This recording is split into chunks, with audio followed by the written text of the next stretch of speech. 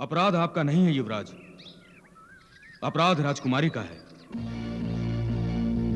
हम क्षमा याचना की अपेक्षा राजकुमारी रुक्मिणी से करते हैं। रुक्मिणी,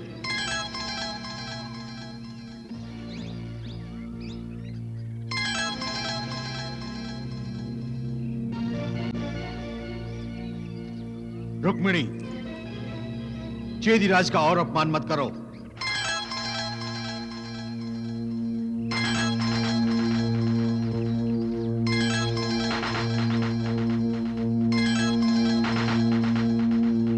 रुक्मिणी,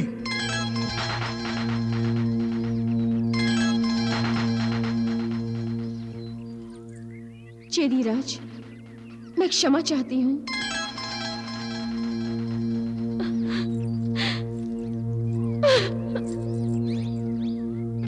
पिताश्री, पिताश्री, क्या हुआ पुत्री? तुम रो क्यों रही हो? ये रो नहीं रही है, रोने का नाटक कर रही है। युवराज, रुक्मिणी आपकी बहन है और आपकी पुत्री महारानी, परंतु इसने आपके साथ पुत्री का धर्म नहीं निभाया। अपने स्थान पर दासी को भेजकर अब जो हो गया सो हो गया। युवराज, क्षमा कर दो रुक्मिणी को। क्षमा करने का अधिकार चेदीराज शिशुपाल को है, मुझे नहीं। किंतु वो तो चेदी देश चले गए। आप कैसे राजा है पिताश्री? यदि मैं नहीं होता तो यह विदर्भ देश कब का शत्रुओं के अधीन हो गया होता। आपसे अपने घर परिवार की रक्षा नहीं होती तो अपने देश की रक्षा आप क्या करेंगे? भैया, आप पिताश्री का अपमान कर रहे हैं। अपमान नहीं कर रहा हूं, इन्हें नई दृष्टि दे रहा हूं। नई दृष्टि, जिस दृष्टि के साथ इन्हें यह देखना आ जाए कि चेदीराज और करुष राज गए नहीं, दोनों लौटकर मेरे साथ आ गए हैं राजमहल में। अरे जिस राजा को यह सूचना नहीं कि उसके राजमहल में क्या चल रहा है, उसे अपने राज्य में या अन्य प्रदेशों की क्या सूचना होगी? जिसे अपनों के बारे में कोई जानकारी नहीं, उसे शत्रु के बारे में क्या जानकारी हो सकती है? क्यों तुम अपने पिताश्री को वाह बाणों से घायल कर रहे हो? क्योंकि यह इनके प्यार और दुलार का परिणाम है कि आज इनकी सुपुत्री महल छोड़कर द्वारिका भाग रही थी। द्वारिका? हाँ, द्वारिका। और तनिक पूछिए इससे ये क्यों भागकर जा रही थी द्वारिका? और यदि ये भागकर जाने में सफल हो जाती तो क्या कहती आपकी प्रजा? क्या कहते आपके संबंधी और मित्र? क्या कहते आपके शत्रु? यही ना कि जो राजा अपनी बेटी को नहीं संभाल सकता, वो अपनी प्रजा को क्या संभालेगा? अरे जो अपनी बेटी पर नहीं अंकुश लगा सकता, वो अपनी प्रजा पर क्या अंकुश लगाएगा? परंतु यदि रुक्मिणी कृष्ण से विवाह करना चाहती है तो नहीं, नहीं, रुक्मिणी का विवाह शिशुपाल से ही होगा और किसी से नहीं। और उस ग्वाले के साथ तो कदापि नहीं। भैया, चुप! आज जो कुछ भी तुमने किया है वो राजद्रोह से कम नहीं। और राजद्रोह का दंड जानती हो? राजद्रोह का दंड है मृत्युदंड। इस रुक्मी को यह अधिकार कहां से प्राप्त हो गया भगवान कि वो देवी रुक्मिणी अर्थात साक्षात महादेवी के साथ ऐसा व्यवहार करे?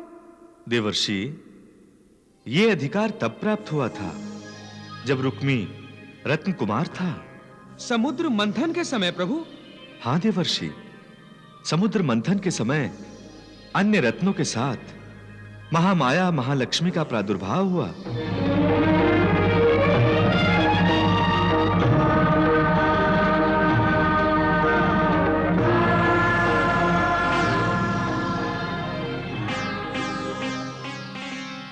समुद्र से उत्पन्न होने के कारण महालक्ष्मी को समुद्र कन्या माना गया और समुद्र राज रत्नाकर को उनका पिता और समुद्र पुत्र रत्न कुमार को उनका भ्राता। तब समुद्र पुत्र रत्न कुमार ने महादेवी महालक्ष्मी की प्रार्थना की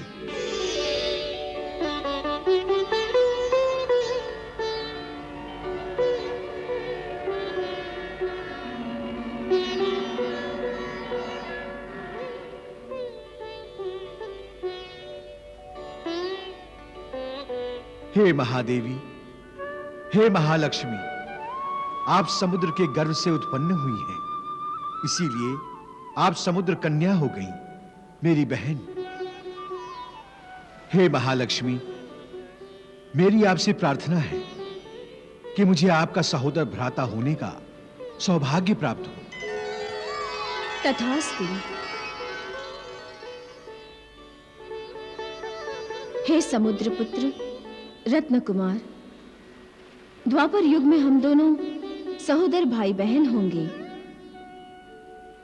तब तुम मेरे बड़े भाई रुक्मी होंगे और मैं प्रभु की लीला में सहयोग देने के लिए पृथ्वी पर रुक्मिणी के अवतार में आऊंगी।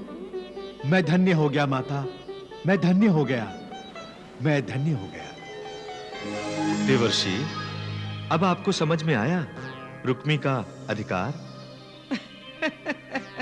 समझ गया प्रभु, सब समझ गया। नारायण नारायण। चल। और एक बात, इस बात का ध्यान रखना, मेरी आज्ञा के बिना यदि तुमने इस कक्ष से बाहर पांव रखा तो विदर्भ का युवराज होने के नाते मैं इसे विद्रोह समझूंगा, और विद्रोह का अर्थ। आप अपनी बहन को मृत्यु दंड देंगे? मैं भावनाओं में बहना नहीं चाहता। मैं अपनी राज्य की रक्षा हेतु सम्राट जरासंध का विश्वास पाना चाहता हूं, और तुम मुझे धोखा दे रही हो।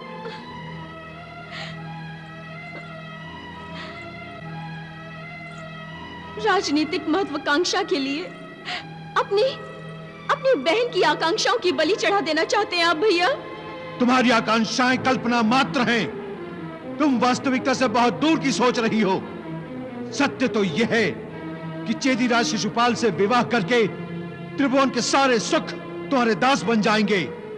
अखिल आर्यावर्त की तुम साम्राज्ञी बन जाओगी, साम्राज्ञी।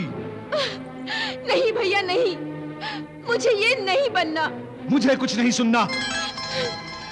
अब यदि एक बार भी तुम्हारे होठों पर उस कृष्ण का नाम आया ना, तो मैं सम्राट जरासंध की सहायता लेकर चेदीराज शिशुपाल और करुषराज दंतवक्र को लेकर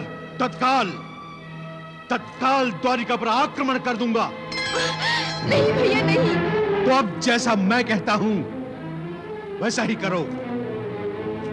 अपने स्थान पर तुमने दासी को भेजकर जो भूल की है और उससे शिशुपाल का जो अपमान हुआ है, मैं उस भूल को सुधारना चाहता हूं।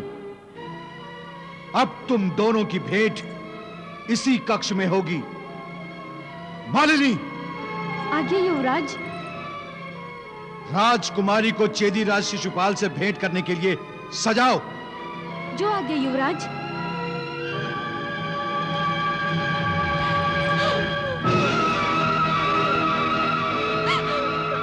नहीं दंतवक्र नहीं, जो घाव हृदय पर लग जाए वो क्षमा याचना से नहीं बढ़ता। जो रुक्मिणी ने मेरा अपमान किया है वो मैं कभी भूल नहीं पाऊंगा। तो भेंट के लिए हाँ क्यों की तुमने? युवराज रुक्मी की इच्छा तो यही है कि तुम उसकी बहन से विवाह कर लो, किंतु राजकुमारी की ये इच्छा नहीं है। स्त्रियों की इच्छा का क्या महत्व होता तो पुरुष स्वयंवर सभा से स्वयंवर इच्छुक राजकुमारी का हरण नहीं करते।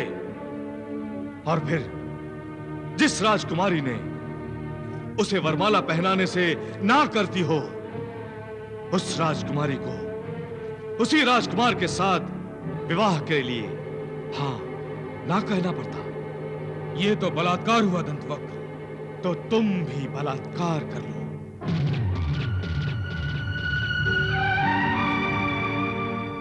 तुम्हारे स्थान पर मैं होता तो मैं भी यही करता शिशुपाल।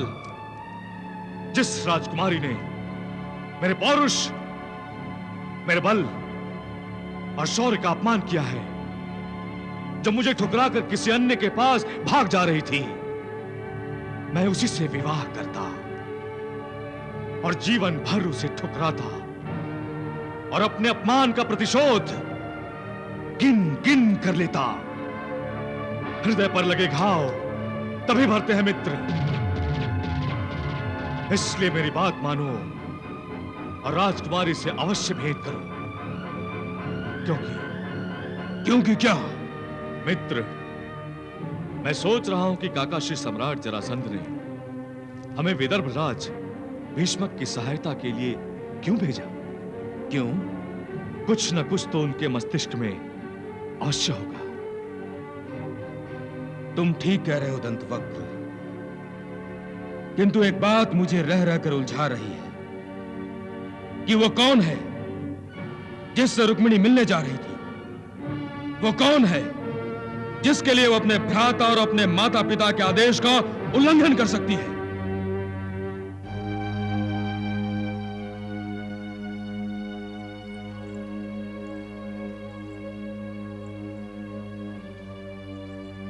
प्रेत को कितना भी सजा लो मालिनी, वो कभी सुंदर नहीं दिख सकता। इतना निराश नहीं होते राजकुमारी। ऐसा प्रतीत हो रहा है कि आपने तो हार ही मान ली है। मेरे लिए अब सजीव होकर भी निर्जीव हो जाना है। द्वारिकाधीश का स्वप्न मेरे लिए अब केवल स्वप्न ही रह जाएगा।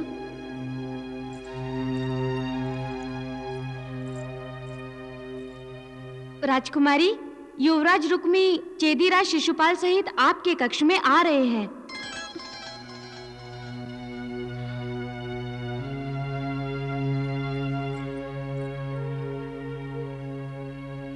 हे भगवान, मेरे भैया युवराज रुक्मी को सद्बुद्धि दो।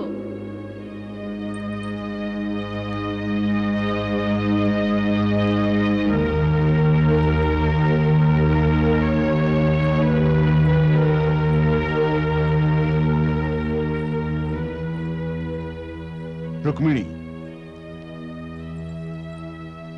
मैं तुम्हारा और चेदीराज शिशुपाल का परिचय कराने के लिए इन्हें यहां लेकर आया हूं। विराज जी, बैठिए।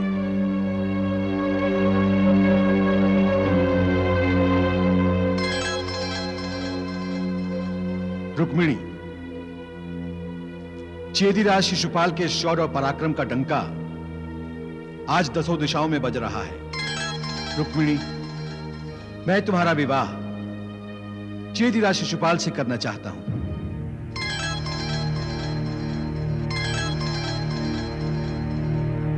इस विवाह को सम्राट जरासंध की मान्यता प्राप्त है और चेदीराज शिशुपाल का भी।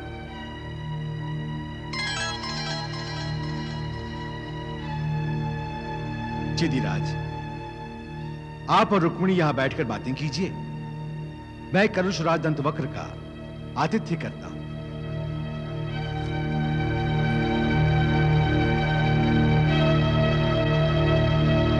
भैया,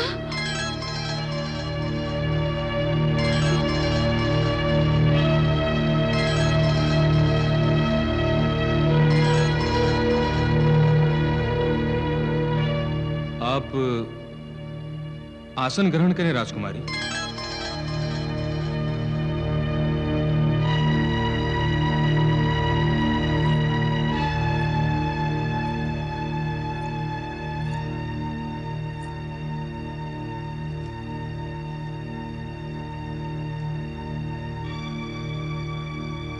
आप कुछ बेचैन हैं राजकुमारी? आपके कारण। अर्थात? मेरे भैया मेरा विवाह आपसे कराना चाहते हैं, परंतु मैं ये नहीं चाहती। मैं किसी अन्य से प्रेम करती हूँ।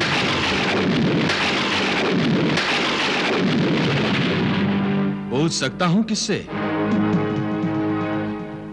द्वारिकाधीश श्री कृष्ण से, और मैं उन्हीं के साथ विवाह करूंगी। मैं आपसे विनती करती हूँ कि आप ये विवाह करने से ना कर दीजिए।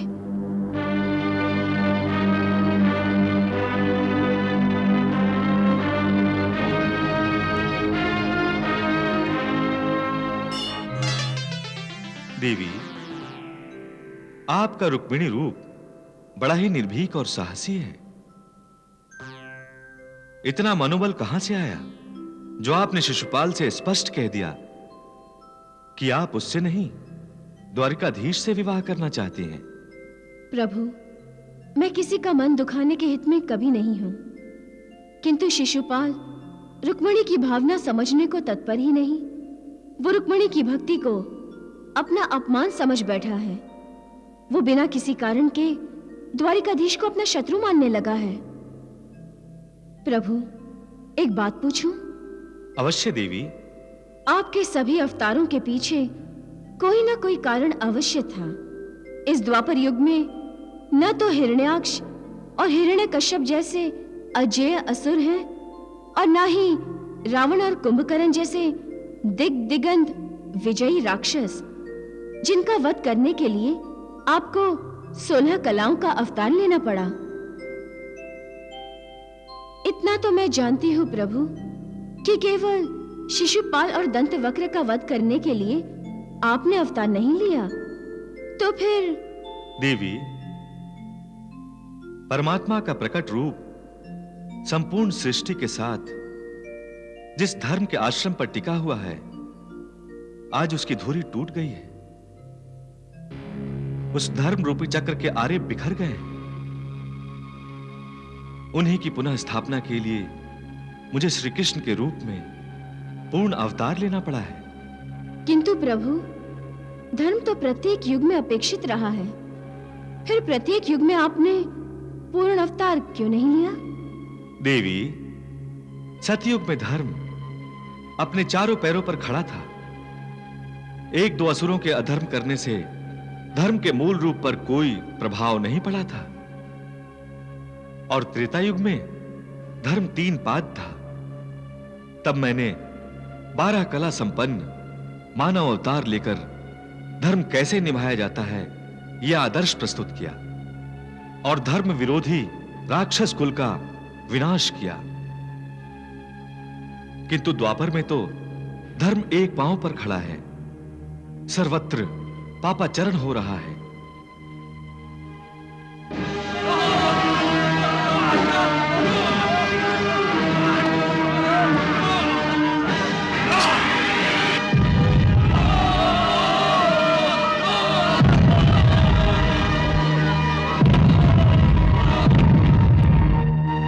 देवी, कलयुग द्वापर के द्वार खटखटा रहा है। कदाचित इसीलिए पृथ्वी पर जीवन मूल्य खंडित हो गए हैं। लोग परमार्थ के उच्चासन से गिरकर स्वार्थ के दलदल में फंसते जा रहे हैं। देवी, यदि आप भविष्य में झांक कर देखेंगी तो आपको पृथ्वी लोक अधर्म और अन्याय के अंधकार से ग्रस्त दिखाई देगा।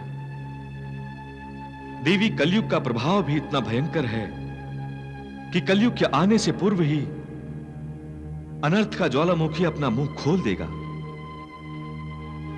भाई भाई का वध करेगा, पुत्र पिता का और शिष्य गुरु का वध करेगा। स्वार्थ इतना प्रबल हो जाएगा कि हर नाते हर संबंध लहू में स्नान करते दिखाई देंगे। अधर्म का पलड़ा इतना भारी हो जाएगा कि लोग भ्रमित हो जाएंगे। वो मार्गदर्शन की उपेक्षा करेंगे। वहां मेरा श्री कृष्ण अवतार उन्हें गीता का दिव्य उपदेश देकर उन्हें सन्मार्ग का दर्शन कराएगा। यदा यदा हि धर्मस्य ग्लानिर्भवति भारत अभ्युत्थानम धर्मस्य तदात्मानं सृजाम्यहम्।